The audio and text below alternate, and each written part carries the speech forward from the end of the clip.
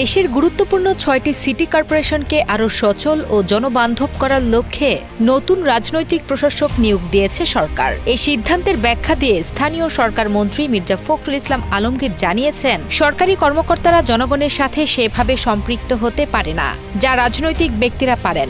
মূলত অকার্যকর হয়ে পড়া স্থানীয় সরকার ব্যবস্থাকে গতিশীল করতেই এই রদবদল করা হয়েছে এবং রাজনৈতিক ব্যক্তিদের মাধ্যমে নাগরিক সেবা আরও সহজতর হবে বলে সরকার বিশ্বাস করে।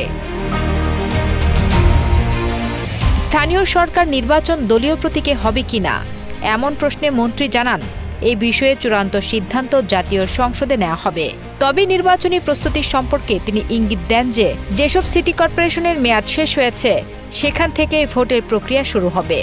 সেই হিসেবে রাজধানী ঢাকা নির্বাচনের আগেই অন্তত ২টি সিটিতে ভোট হওয়ার জোরালো সম্ভাবনা রয়েছে বলে জানান মির্জা ফখরুল।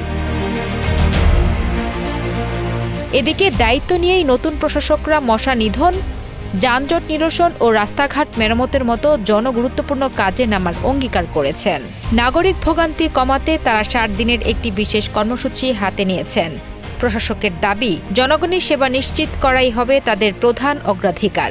দ্রুততম সময়ের মধ্যে সিটি কর্পোরেশনগুলোর সেবা সাধারণ মানুষের দোরগোড়ায় পৌঁছে দিতে নিরলস কাজ করার প্রত্যয় ব্যক্ত করেন তারা।